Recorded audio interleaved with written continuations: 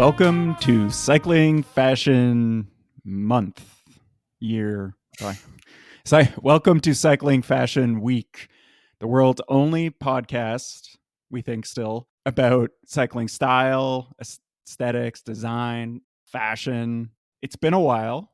Welcome back. We're happy to be back, though you're getting a slightly short-staffed edition of Cycling Fashion Week with just myself and Jake. And Jake was actually on our last episode back in a while ago. I'll reintroduce Jake. Jake and I ride for the same local amateur cycling team out of Toronto called Lantern Rouge. And he also works at a Trek store. Boo. Yeah, Boo. exactly. Last episode, he was like saying SRAM was good and all that stuff. Anyway, Jake's back. We just decided we were going to record. Nick, who was also on the last episode, he's a photographer. So he's still in Paris because he was working the Olympics. So we'll talk a bit more about that in a bit. But quickly, just Canal, Tony, and Universal Alex, because we were all together a week ago and we didn't record an episode. You may have seen us post a few pieces of content to the Cycling Fashion Week Instagram. So we had enough time to go for a couple long, nice bike rides in the beautiful eastern townships of Quebec, but we didn't do anything about recording. And yeah, can I interrupt real quick? You guys didn't bring your microphones? You guys didn't record? Just throw them on the ride, or I did bring a microphone, but it never got out of my bag. The mood didn't strike you, I guess. Fair enough. No, yeah, I think Tony will be back soon. He keeps saying he wants to do it, and he's got some hot takes, that's for sure. He just needs to actually put them to tape. Universal Alex might as well. I saw his new gravel bike, which is another Marinoni. It's green and like a British racing green with gold lettering. It's pretty nice. Oh, wow. Gold lettering, just like the Olympic champs, eh? Exactly. Damn. He's the gold medal gravel dad now. There you go. Well, we missed them both, but I'm glad I could once again cross the picket line and pitch in. We've got a lot to get to today. A lot of takes and some good, some bad, and some fun. The reason we're recording actually is because the Olympics are just ending, or they ended yesterday as of time of recording. And the time trial, the road race, the track events, there was a lot of activity in the Cycling Fashion Week chat about the various team kits, and it spurred this idea of the best and worst national team kits kind of ever.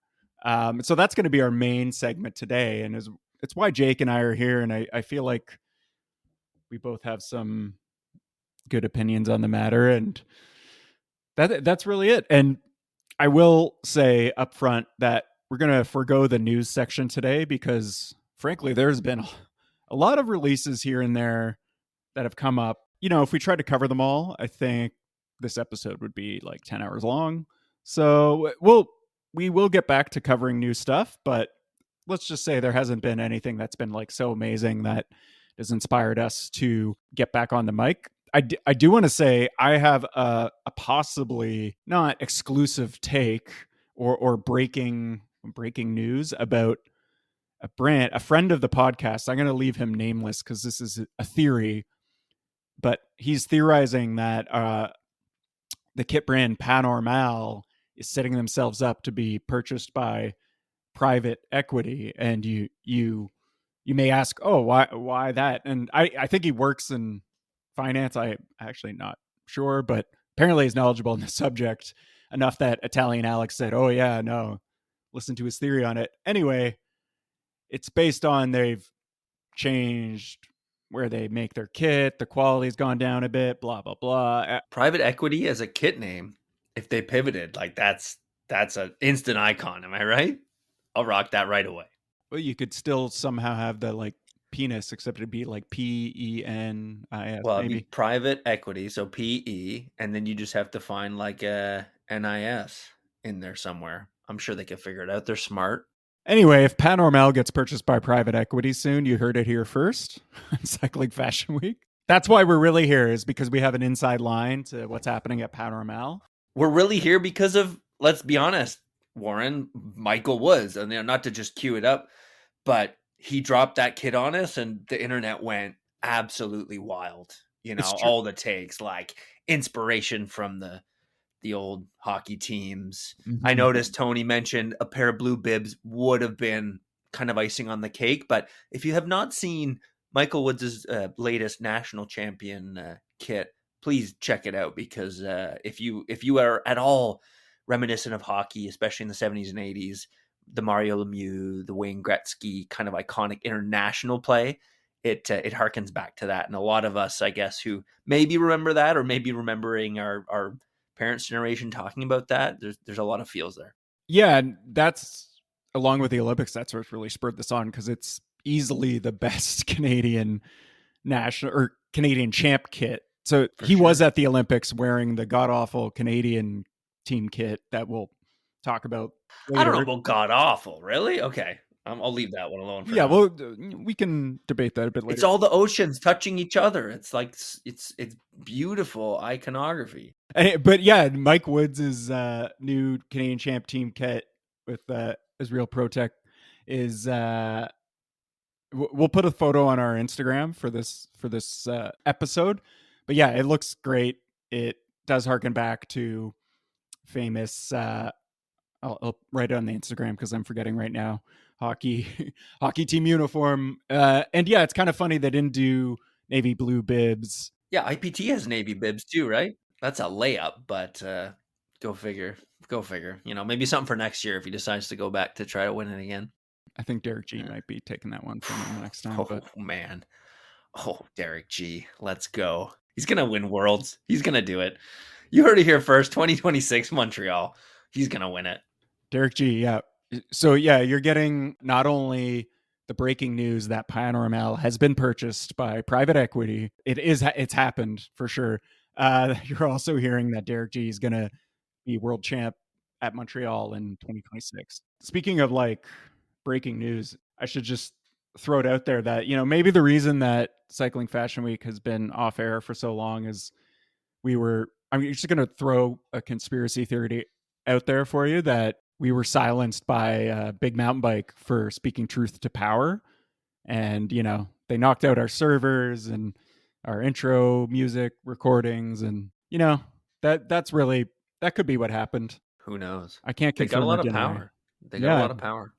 I really do. And we didn't put this on like the run sheet, as our friends at Escape Collective would say, who actually make a list of stuff. But with the new SRAM group set coming out, that's one by, like the push to one by in not only gravel, but seemingly road really does feel like Big Mountain Bike encroaching further and further. I don't want one by. Stop trying to make me do one by. I don't want electronic shifting either, but I especially don't want one by. Okay, but are you actually seeing that push in road? Like, let's be honest. Like, we know in gravel and mountain bike. Remember 3T tried to do that with their pro team, and then half the team was like, this stuff sucks, and they're running 2x and stuff.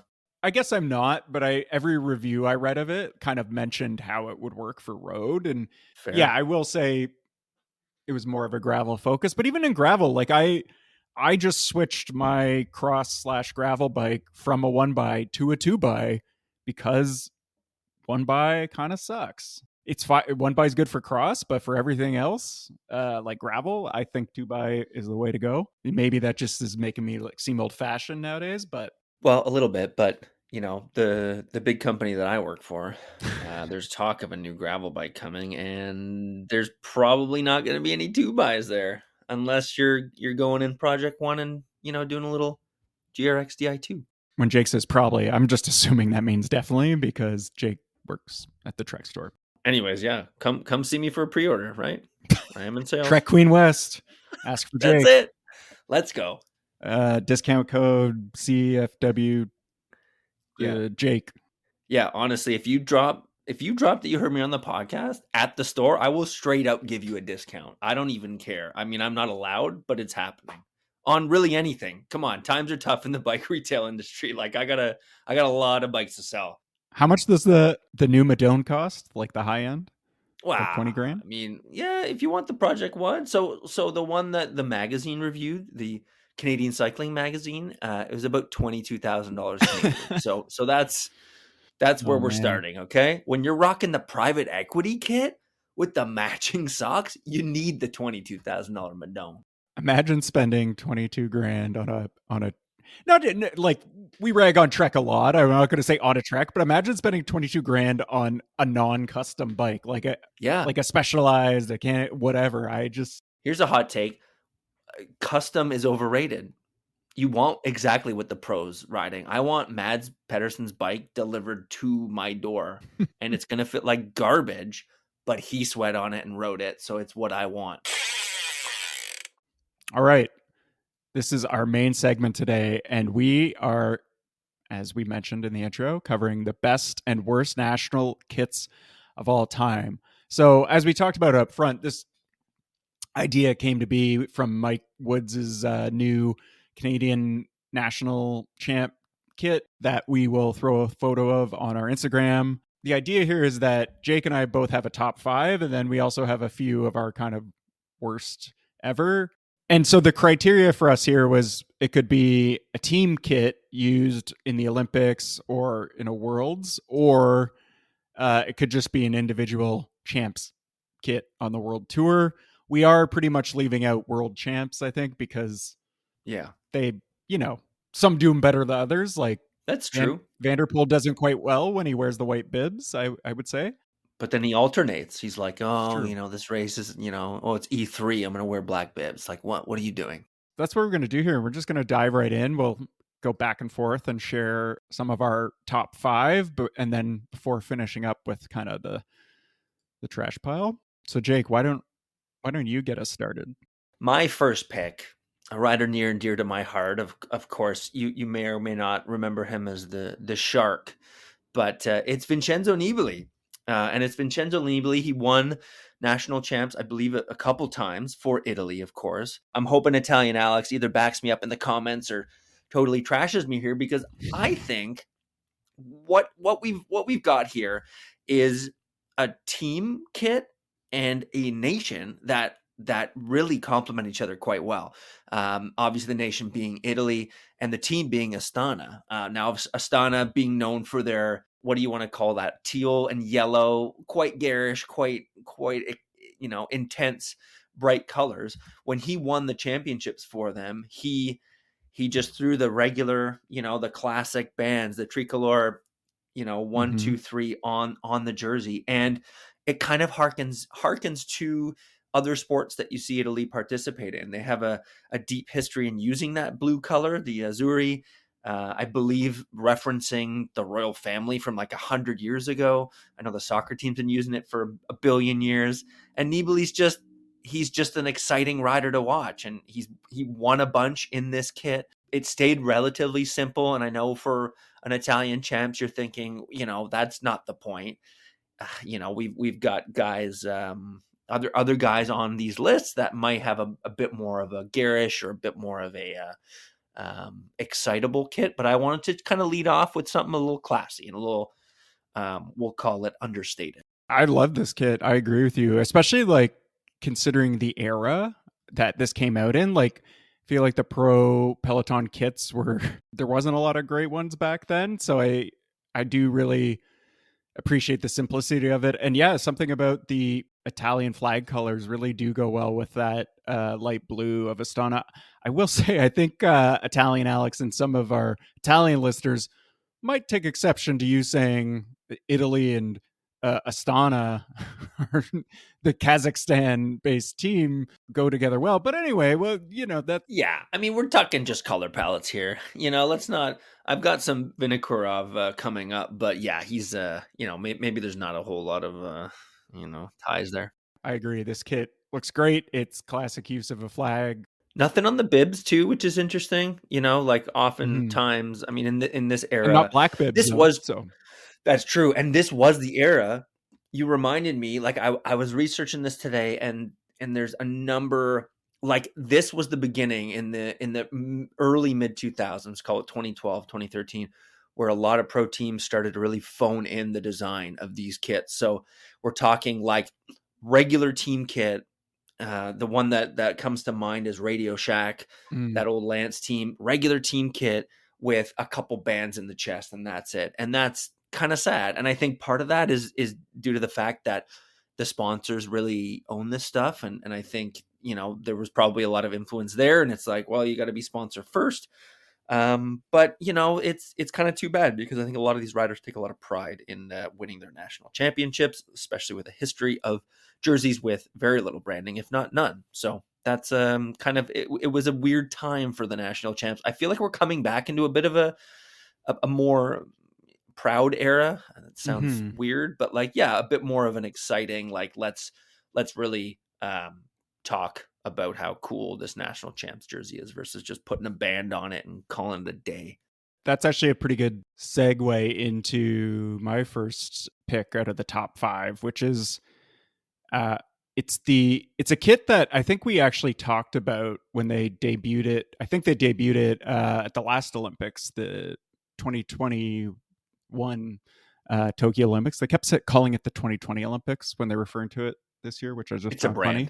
brand, Anyway, but yeah, it's a brand. I think we talked about it then, but they brought it back this year, and it is the Nigerian team cycling kit that both the men and women wear, which is, if you haven't seen it, the design goes across the entire body, and it's white with these like green textured arrows pointing down, and they just go across the entire body, and then they have Nigeria written on the legs and the arms in just a simple bold black font.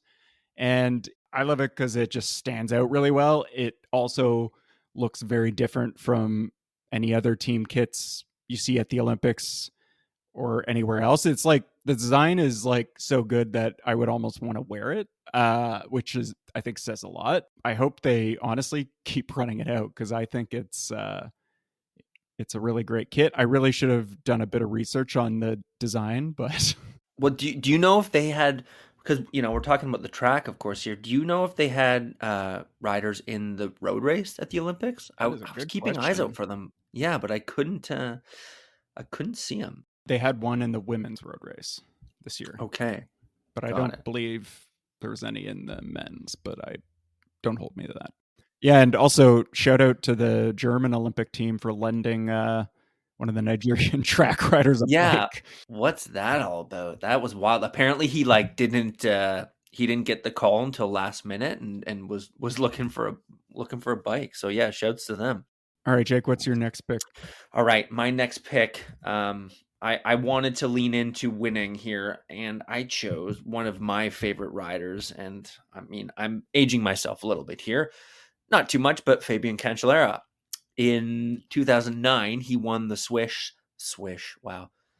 the Swiss national championships, and then in 2010, he basically dominated. He won E3, he won Tour of Flanders, he won Paris-Roubaix, all wearing the iconic cross of the Swiss flag.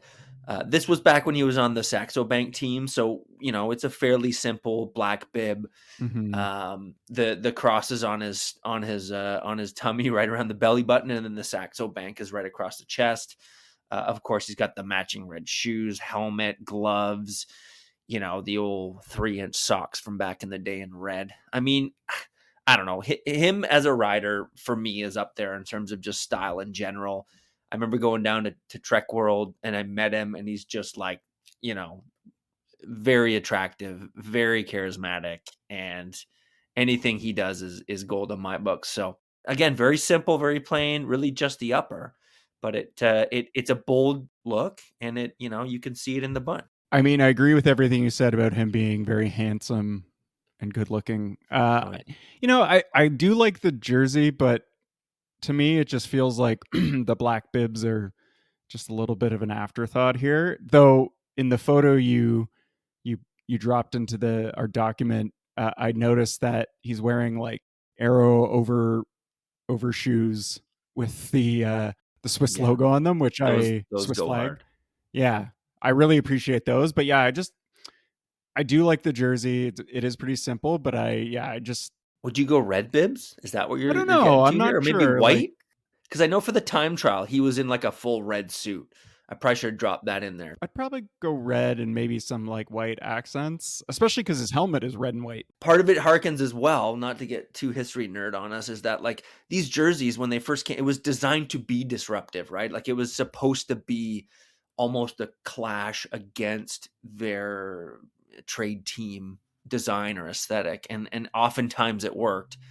But yeah, I think a brighter bib, maybe some more red in there. I don't know. I mean, you got two colors to work with, which is, I don't know, sometimes a challenge, but it's also sometimes an advantage. So for my next pick is not actually a specific kit, but I did want to give a shout out. And first, I should acknowledge the recency bias in like all of my picks. A lot of these are from, I don't think I have anything earlier than like 2000. And frankly, I've only been watching pro cycling for like 15 years. So obviously, if I pulled out, somebody from like the 80s or 90s or whatever, I think it would just be a bit disingenuous. Anyway, on that note, I actually just want to give a space to any national champ who's on the EF men's or women's team So good. last few years. Is like they have a number of national champs on them, and their kits always look great, and they almost always seem to have a matching bike with a great paint job. Like, I think is Sean Quinn the U.S. national champ Yeah, currently? Sean Quinn. Yeah, that's him. Like his kit is very clean and simple, the way I think a U.S. champ kit should be, and then his bike also looks really good. Ben Healy, Ben Healy, Irish amazing. champ kit looks really good. Allison Jackson is the women's Canadian champ. Hers is like not as good as Mike Wood's, but it's simple. It's red and white. Got the Did they give matching her a red bike? helmet. By the way, I feel like they didn't give her a bike. Yeah, That's I some don't think they did, disrespect which right is there. yeah, That's yeah, terrible. we're worried she'd like dance with it on TikTok or something. Oh, well, are you on TikTok, Warren? No, you're on TikTok, right? No, oh, come on, no. Join us. Sorry. Anyways, that's fine. But yeah, anyway, and then Richard Carapaz. They've got tons of national champs, so maybe that's why they put so much effort into it. They haven't really missed lately with any of their national champ kits. So I'm just going with some of the best right now are being done by EF. Yeah. Although I do now, speaking of EF, I guess EF, what's the new women's team? Oatly? EF Oatly? It's like I think Oatly's in the men's team too. I don't know what the title of the women's team is now. I have a qualm with the with Kristen Faulkner's new kit, but that's something maybe I'll just is it US kit? Hint at. Yeah, well, she won the Olympics, right? So right. they did something. Anyways. Oh no, is it a gold something? Maybe. Yeah, they love that. They love. I mean, if you win the Olympics, one or everything you do /own is gold. But like what they did with Richard Carapaz's bike, maybe gold is not what actually happened. But that was Ineos, was it not? That's true. Maybe it's his fault. Maybe he's bringing in the Pantones. Honestly. Anyway. Bronze everything. But yeah, I mean, third place is just as good. Back to the kits. Again, very iconic kit. Very iconic rider. Whether you like him or not, his name is Alexander Vinokourov. He won the 2012 London Olympics road race. I mean, who knows how juiced up he was, but we are rolling pedals for the gold medals. Go back and watch that race. It's a bit of a mess. It's all over the place, like any Olympic road race should be. No radios, nothing like that. It was amazing. So back in 2005, 2006, Vinokourov was racing with, I think, my favorite team of all time, and I have some of their kit, quarter zip and all, of the T-Mobile team. So this kit, if you're unfamiliar with it, big pink black energy here. Of course, the main sponsor, T-Mobile, which is the American telecommunications company at the time. That was their motif. They had a bit of white in there with some striping, but basically it was pink on the chest and black bibs. So that was really fun. And their equipment sponsor, their clothing sponsor, was Adidas. So they were throwing in the 3 stripes all over the place. It was wild. Giant TCR. Their bikes were all dialed in as well. Beautiful, beautiful bike. So when he won the Kazakhstan national championships, what did they do? They just went full Kazakh with the T-Mobile team. So they got rid of the pink, they got rid of the black. He's in full teal, top to bottom, bibs and all, with the yellow chest T-Mobile and the armbands. I mean, it's a bit of a mess, don't get me wrong, but it's just beautiful to see him standing up there, the team presentation, like completely at odds with the rest of the team who, I mean, there were a lot of big Germans on that team, Jan Ullrich, of course, being one of the ones to note, like very stoic and serious. And then just to see this guy, Vinokourov, who, again, love him or hate him, very, very animating bike racer, just in this wild, outlandish kit. It just was amazing. And I've never been able to find some myself, but it's on the list. It definitely looks like a precursor for the Astana kits we now see for sure. He just said, like, do this. Hey, oligarch, do this. Make it sick. The one thing I'll say is, and this is less about the T-Mobile kit, I think, and more maybe it's just the Kazakhstan colors. Just it looks very of its era. It does not, like, I wouldn't call it classic. I'm sure at the time it. You don't think private equity is going to drop this colorway next month and just like break the internet? Panormal in the Kazakh colorway? Good Lord. Oh, that would sell like whatever hotcakes are in Kazakhstan. I'm going to look that up. Hold on. Yeah. I get what you're saying, but yeah, to me, it's very much of its era and of its time. But and this is something that I, it's blending the sponsor. It's like, okay, we're gonna make the sponsors happy. It says T-Mobile, whatever, but it's also just slapping you in the face with the color of the nation. Like clearly, he's a very patriotic guy, for better, for worse. Mm-hmm. It's not like the T-Mobile black and pink with a little like the emblem in yellow on the chest. It's like, no, like look at me, I want a bike race. I already mentioned white bibs once. I'm going to do it again. And basically, any national champ kit that works in white bibs works for me. But I'll be more specific. I actually dug up a cyclist named Dean Downing, who was the Great Britain crit champ, national crit champ around 2009, I think. He had a kit that was basically just the red, white, and blue stripes that are on all Great Britain champ kits these days, but just like entirely white bibs, white helmet, white gloves, socks. We'll obviously throw a photo on our Instagram. It looks amazing. Like it looks kind of crazy. And it's early Rafa too. I'm pretty sure he raced for the Rafa Condor team at the time. Oh. Probably pretty nice quality too. But like, yeah, Dean Downing sounds like a character in Clue. Like it's crazy. This guy is just, I have no idea who he is. He's like pinching the colors too. He's just, it's like if this was him in 2024, he'd hit us with the Turkish shooter pose for sure. Like it would be amazing. I will say it seems, and I guess rightfully so, that those stripes on the British champ kits are contentious because it's not the flag, which is fair enough. But you know what? We're not going to dive into that. That could be like 25 nations, national champ jersey. So yeah, it's interesting. Like, obviously those three colors, I mean, used a lot, but here's a bit of an aside. Do you like it when they go full Union Jack on it, or do you just like the bands? Because I find the Union Jack, like as a something to incorporate into a kit, is quite challenging. Yeah, I think it's too busy. I actually quite like the national team kits that they do because they do that. I feel like actual British people may not agree, but too bad. All right, Jake, what's your next one? Like you said earlier, we didn't follow cycling back before we were born in the 70s, but I'm going to throw it back to that because I think you can't really talk about national kits without talking about the likes of, Eddy Merckx in the Belgium 3-color Moltini. He won in 1970, and then in 71, he did a similar thing as Spartacus, where he just won quite a few races in this kit. And, I was thinking about this in terms of best Belgian national champs kit because there's been a lot of really good ones.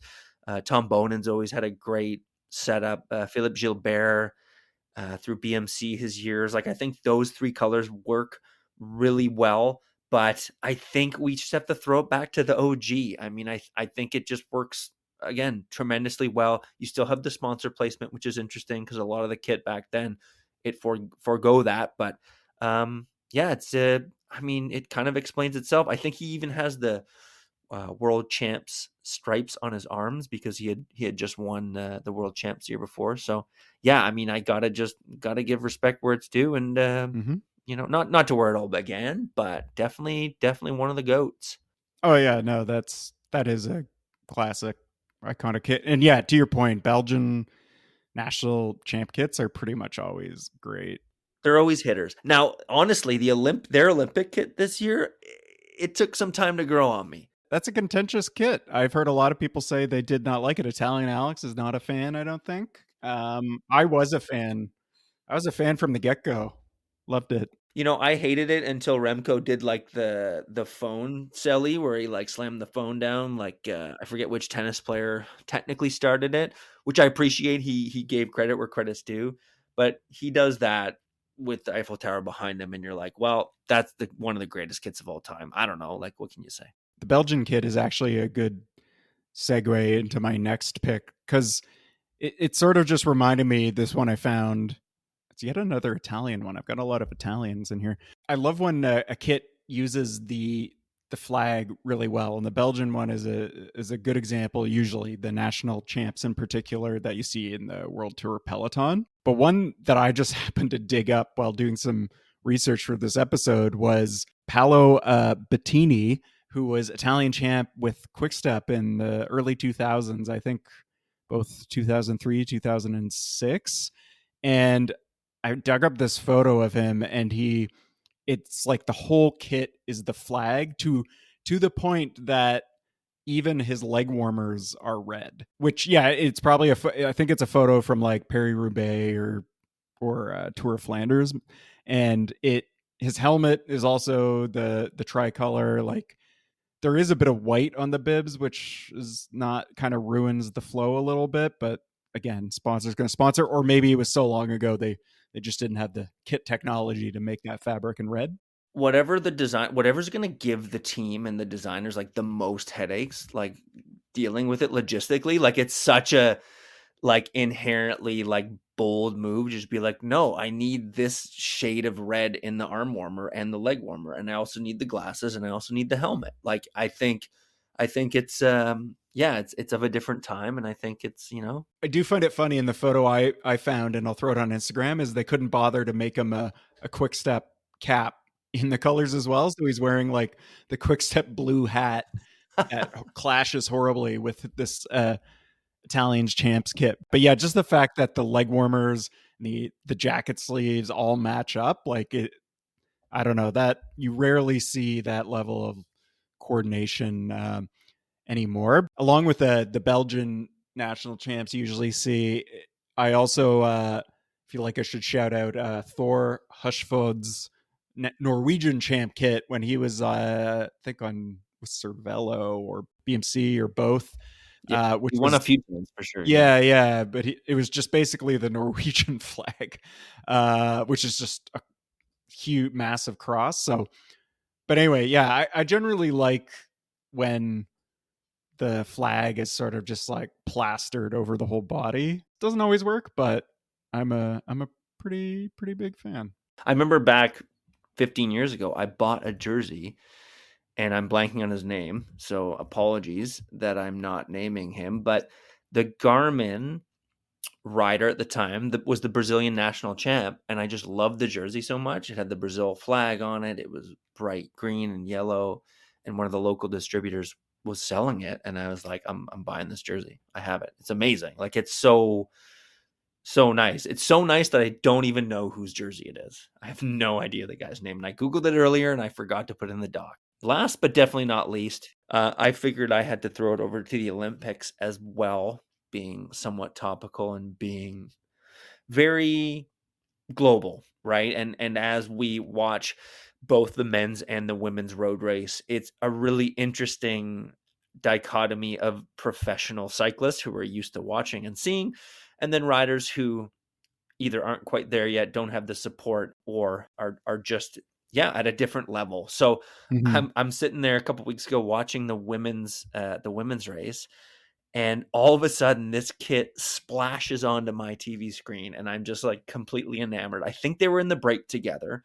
They're actually two sisters from Afghanistan. Mhm. It's Yulduz and Fariba Hashimi, and you can read their story. It's quite compelling given kind of what they had gone through and what they continue to go through to get to this level. But yeah, they're at the Olympics. They're wearing this Afghanistan kit, which honestly is like 90s paint splash vibes times Mhm. 1,000. Like it's just beautiful. I think we need to get more of this in kit design. I mean, it's got their design elements. The one thing I guess is maybe lacking is there's not a complete flag.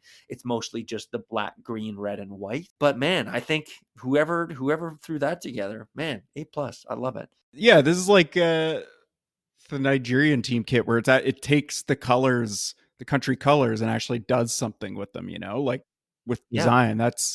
And yeah, I love the paint brush, whatever look. It's like kind of retro, but like done in a pretty modern way. They've done it on the bibs as well as the top. Like, yeah, this. Yeah, they could have done a similar design and it could have been awful. Like I think the right shades of, where they've placed the different colors, it's pretty tastefully done. And then of course the chest being mostly white with Afghanistan written, I think is important, along with the sides of the bibs too.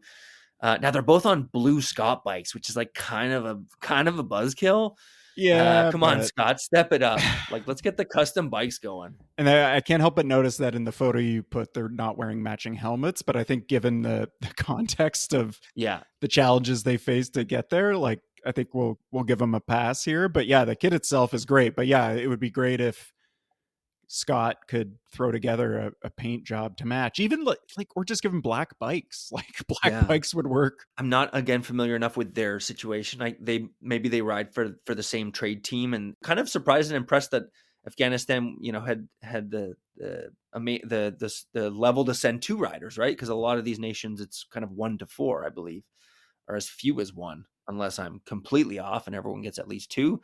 But yeah, kudos to them. My last pick of top 5. Again, it's one I think we talked about a few years ago prior to the tour. I'm probably butchering the pronunciation of her name, but she was the French champion in 2022, Evita Muzic. Like, I don't know, how do you say music with a French accent? I mean, you could try it, but yeah, I don't know if you need Muzic. that. There you Evita go. Muzic. Sure. She was on FDJ Nouvelle-Aquitaine Futuroscope 2022 and was the French champion. And the reason we called that out is because it again, it's a very simple application of the flag. But the reason I'm mentioning it here is I guess it's sort of cheating because the team is FDJ, but it just works so well with the other team kit in the peloton. It was just done so simply, but it's also, they didn't plaster it with logos. It's like there's the Gobeek logo, the UCI logo, and like a little FDJ on the collar, and otherwise the kit is quite clean. And I don't know how they convince their sponsors to do that, probably because they're all French sponsors, and the French flag is a promotion for everyone. But you're right. That is the way it complements the rest of the riders is quite Yeah, nice. which again, it's FDJ, but still, I felt it was worth. That's like one national champ kit that I often think about, that or comes to mind of when I think of best national champ kits. So that rounds out my top 5. Okay, so does that mean we're gonna get to the bad stuff?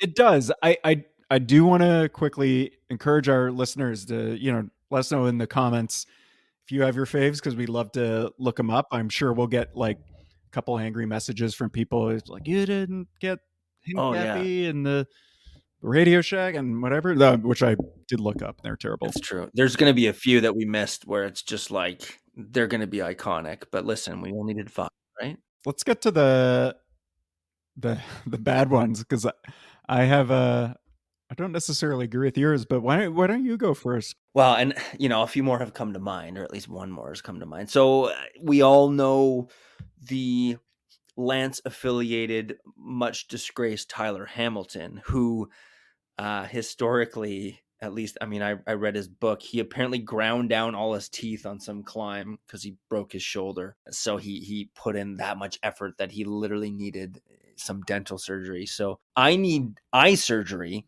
looking at his 2009 Rock Racing National Champs kit because, and I mean, listen, No. we all know what Rock Racing is out here to do. We all know they're, let's call them the Ed Hardy of cycling for lack of a better term or comparison.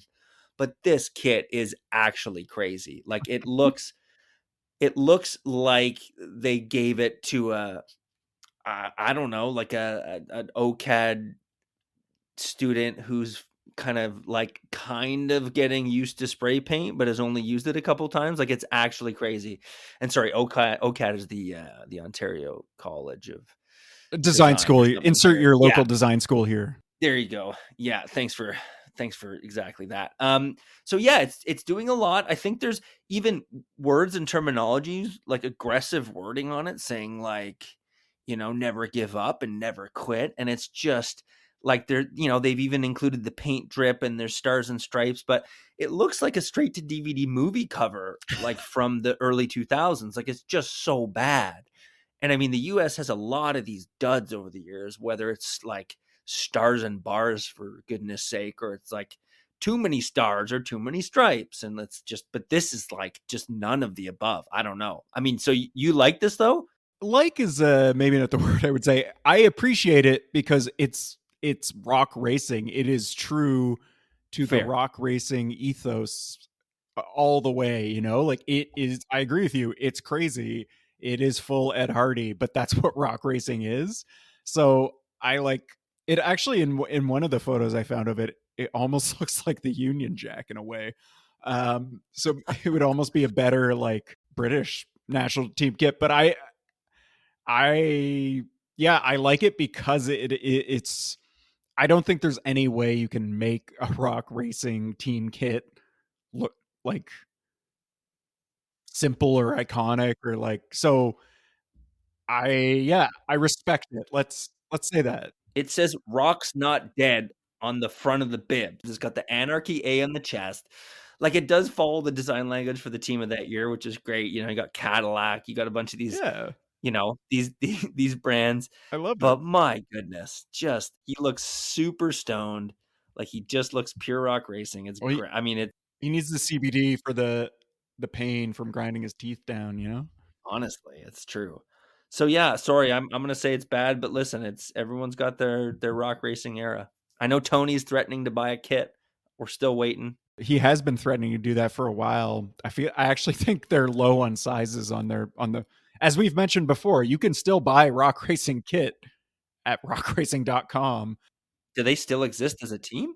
I don't think so, but they still exist as a brand. And anyway, they make very clear not to buy from AliExpress. Theirs is the only authentic kit. Anyway, on the topic of bad American kits, and this is punching down a little bit because it's like I guess a pro Conti team, I think. I don't remember. But back in 2013, Freddie Rodriguez was the US champ on the Sports Beans team, which I think must have been a version of the Jelly Belly team, since it has the Jelly Belly logo and it's called Sports Beans. It must have been one iteration of it. And his kit, it like they've tried to take like the shape of jelly beans and like superimpose it behind the colors of the US or of the American flag. Just to be completely counter what you just said, it's basically what Team EF is doing now. It's the same thing. It looks cool. There's little bubbles. Yeah, they're beans. Yeah, they're jelly beans. Yeah, it's a bit lazy maybe. I don't know. I don't think it's lazy. I see those bubbles and I just think of like farts because it's cycling. Like, I don't know. Interesting. Yeah. Stomach issues. If you look at it's just the same bean that they use for the stars and the stripe. There's no stars. They're just beans everywhere. So yeah, maybe I'm coming around to you. Maybe it does kind of suck. It just looks like it's like make it hey, we're beans, sports beans. Look at all the beans, like it Buy our feels more beans. like a beans jersey than a national champs. Maybe I'm defensive because I remember when Jeremy Powers was racing road, he raced for these folks, and their kit is so insane. But it's Yeah, I respect the Jelly Belly kit itself and how crazy it was back in the day. I don't know. I feel like I'm probably contradicting myself a little bit, but that's what we're all about on Cycling Fashion Week. we need Jelly Belly on the pro world tour, like on the world tour level. Can Bring we 'em get back. them like their logo? Can you imagine just that really corny yellow Yeah. oh, you know who could use that Norwegian team? What are they called? The whole like the Scandinavian team. I Yeah, forget their Uno name. X. There you go. Uno X powered by Jelly Belly. Done. Another one I just wanted to give a quick shout out to how bad it is. And I feel like we've dunked on Movistar a reasonable amount on this podcast. I think we've also given them a lot of props for their more recent kit, but a while back when they had like the cat eye helmets, the dark navy kit with the green M, those kits were really bad. But there's an especially bad version, which is when JJ Rojas was the Spanish champion that I found from. Looks like he wore it in 2012. It's bizarre. It's got red, yellow, red stripe across the chest, but then there's like something going on the shoulder. And then he's got also the band on the left arm. It looks like someone took an axe or something and hit him in the shoulder, and his shoulder is just exploding in blood. Like it's just maybe there's some Spanish etymology that we're missing here. Hit the comments if you can explain this for us, please. But like, yeah, cat-like helmet, like what an era. And there's no colors on the helmet to match it in. It's pretty bad. And then lastly, I've kind of already said this, so this won't be that surprising, but honestly, I just feel as a Canadian that we have some of the worst national kits in cycling, whether it's at the Olympics or national champs, with the exception of Allison Jackson's EF kit and Mike Wood's new national champs kit. Like with those exception, I don't know that I've ever seen a good national champs kit in cycling. And I did want to just briefly mention the baby blue thing in cycling kits, because Jake, I know you alluded to it, the ocean to ocean, but I actually learned, speaking to Italian Alex this past weekend while we were out on a ride, that apparently those colors came from, it was I think in the 1950s or 60s, where we were redesigning the flag, and it came from an option that the then prime minister, I believe Lester B. Pearson, maybe, I actually don't know, really liked. Sure. And that's where in that flag design had baby blue in, and that's where it came from. This is what Italian Alex told me. I don't know if it's true. I mean, blue works, but man, Lester be tripping here. So yeah, I can't also get on. I mean, Belgium uses it, Italy uses it. Oh, blue. Oh, it's like a thing. It goes against it. That's why we shouldn't use it, though. It's like it's used by so many people. Like even black, which I also don't really like. I'd prefer, because it's just a bit simpler. But whatever reason, the Olympic kits always seem to have baby blue in the cycling kits. You don't think when Kurt Harnett won that gold medal in Atlanta with his flowing hair and his big Kurt Harnett? Come on. He was on the broadcast the whole Olympics. He's like always hanging out at the track. He's like Mr. Track guy, Mr. Milton. Yeah, he won a medal. Sure. Oh, that actually reminded me, Mike Woods' jersey is also inspired by Donovan Bailey's like their track kit. Donovan Bailey was for anyone not Canadian who maybe missed the track, he won the 100-meter gold medal, what, in 96? 1996, yeah. Did he win it twice? I don't even know. Well, they won the relay that year too, didn't they? Yeah. Anyway, yeah, I actually remember that kit. Yeah, it was very similar. Like it was just like a half maple leaf. And anyway, this is supposed to be the bad section. So and I just, after you're done, send to me, because I have one I want to talk about. Yeah.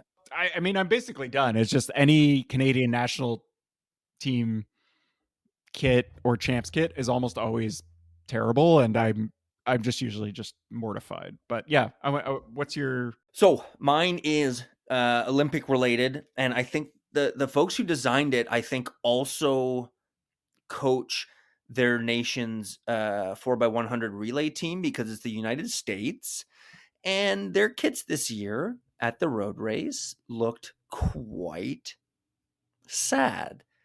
I thought a lot of the USA, just overall, whether it was the basketball team or the cycling, it was very uninspired. It was a small USA, which is definitely not their vibe. And it was like black and dark blue, and they had like a black armband, like someone had died. Superman. Like the kit died. The kit died. I don't know how Kristen Falk, I don't know how they let her go away and win that in that kit. Like that was awful.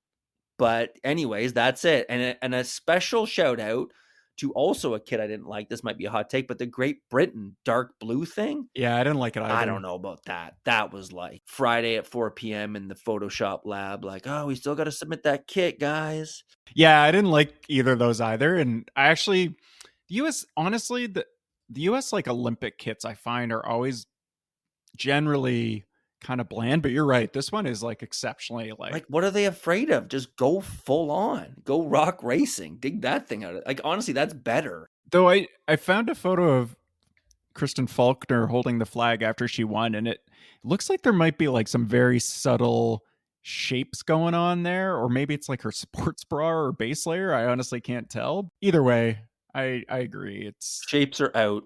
Paint brush in, shapes are out. I don't know. Hey, what are you doing? I don't know, I'm just fucking tossing bikes in the river, bro. And now it's time for our signature segment, probably what you've all been waiting for, Into the Canal, where we take things we like or don't like in cycling, and if we don't like them, we throw them into Montreal's beautiful Lachine Canal. And if we do like them, we give them a Camillien, which is an homage to Camillien Oud, the hardest, most difficult climb in the world, which is in Montreal. It's only 6 minutes long, or more like 4 or 5 minutes, but it's the hardest climb in the world that you'll ever do.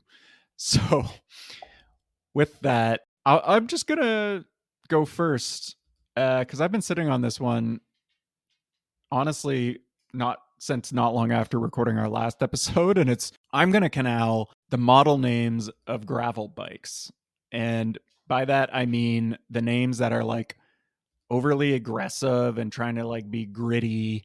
It's not true of like all gravel models, but I just see them time and again that, and I just, to me, it's totally out of whack with how gravel is being marketed to most people, which is kind of like the laid back, fun vibes, less competition. Like obviously there's the gravel racing side, but you know, it's like as Universal Alex would say, the IPA gravel dads in Colorado, you know? And so when you have gravel models out there like the Diverge or the Assassin or the Crux or the Revolt or the truly awful Pinarello's Gravel, which I guess is like evil gravel. Maybe it's a language thing that we don't get. Yeah, like it should be called like parent-teacher interview. Like, you know, these bikes are just for like regular normals. You know, they could be called like chino shorts. Like, I don't know. Yeah, light IPA, like low alcohol beer. Yeah, like backyard barbecue presented by Specialized. Like, I mean, Diverge isn't that bad. Like, Diverge is interesting because it is like, you know, you're diverging, I guess, off of something. Yeah, Diverge is, that's on the but edge. You're right. Assassin though, like who are we killing? Come on. Yeah, exactly. Are you killing gravel? Are you killing mountain bike, bro?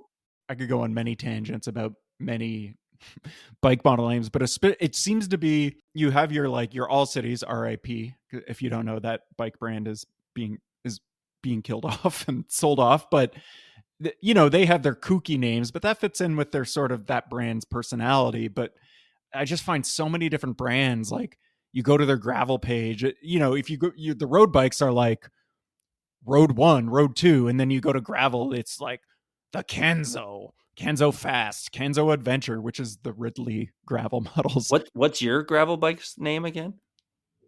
Can you pronounce it? The Stixage. Wow. What does that mean? Does that just mean like second degree murder in German? Yeah, maybe. Probably. Type that it's in. Probably, Google you know what? Translate. It's probably like what I'm canaling right now. Oh shit! I did a quick Google Translate, It's Jigsaw. Oh, no. I knew it. Oh, Jigsaw. no.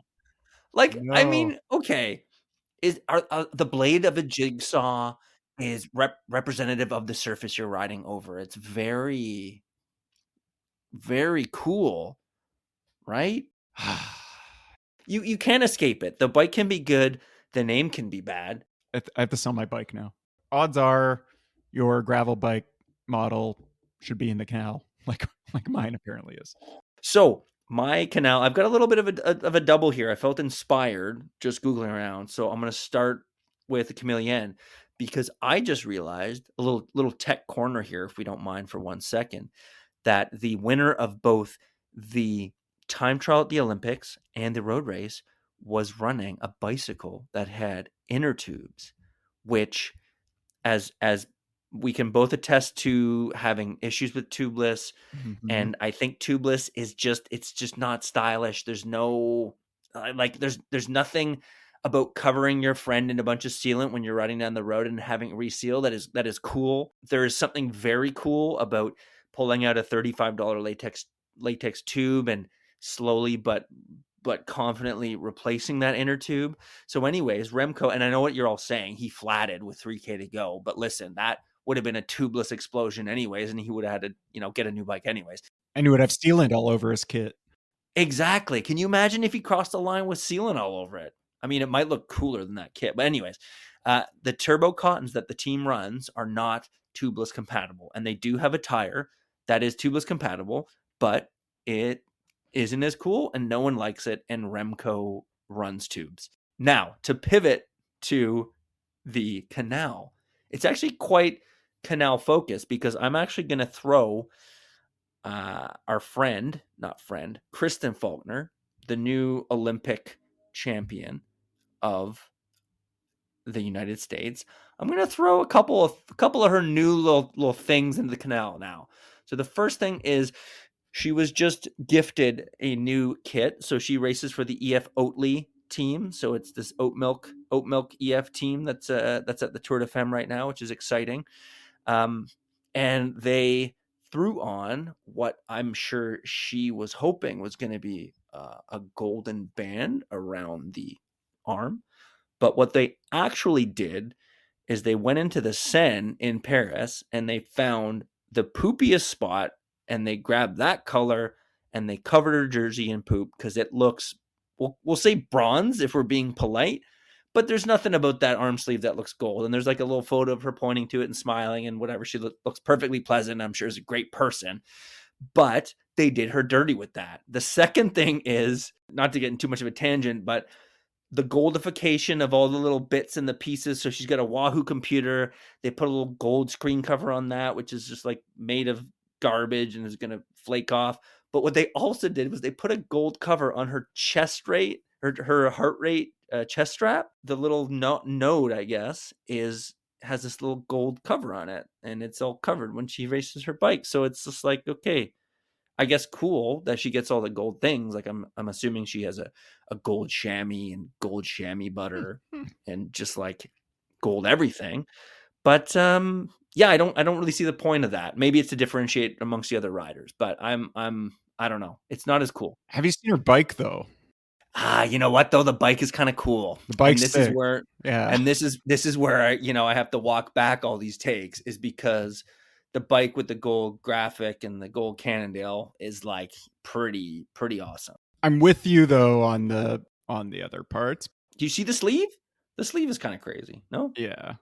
Oh, also though, I just realized they also gave this like attempting to be gold like colorway on the bottom of her helmet. Oh yes, I forgot about that. Okay, that is brown. Yeah, it's horrible. I get it. Like it's a private equity Pantone. It's fine. I gotta rethink my feelings on their design prowess after that, because that's I was gonna say it's reminiscent of Richard Carapaz's bike from when he won the gold medal and Ineos built him a bronze bike. I don't know if gold's that hard. On her bike, the gold looks like gold, at least in the photos I'm looking at. It's true. So. And they didn't do like a full, like I like that it's like the lettering and it's still got the America, like it's very like America. Like if their kit looked like that at the Olympics, it would be gold, silver, bronze. Like Kopecky her bike would explode. I guess putting gold on your Olympic kit is probably a little not the vibe given. Yeah, but that's America. Brashness, baby. Come That's on. true. Be like, we've already won it. They should, you know what they should have? They should have like the medal around their neck on the kit. Maybe Mike Woods' next kit will have that for sure. Mike Woods won't be at the next Olympics. Maybe not. He's Maybe not. 38 Okay, years old. put it on Derek G's kit. Yeah, but he lives in Andorra and probably has like an altitude chamber and 100 doctors. He's like breathing CO2 or whatever that new doping craze is. the new hot oxygen that we can't afford. Mm-hmm. Yeah, it comes with a $22,000 Madone. All right. That's it for another episode of Cycling Fashion Week. Thanks to Jake for stepping up and finally helping us get back on track. And we're going to have another episode soon. Wow. I can't wait. I can't wait to hear it. I feel like I can promise it won't be another couple of months. I think we'll be back soon. Regardless, thanks always for listening. We appreciate all of the messages asking us when we're coming back. And yeah, we've got a few things in the works for the pod specifically. So yeah, just stay tuned for that. Follow us on Instagram at Cycling Fashion Week. You can always DM us there or email us at cyclingfashionweek@gmail.com. Stay tuned. We'll have a new episode coming soon. And check out Warren's bike on the classifieds. More like it. The Jigsaw up for sale. Scheiße.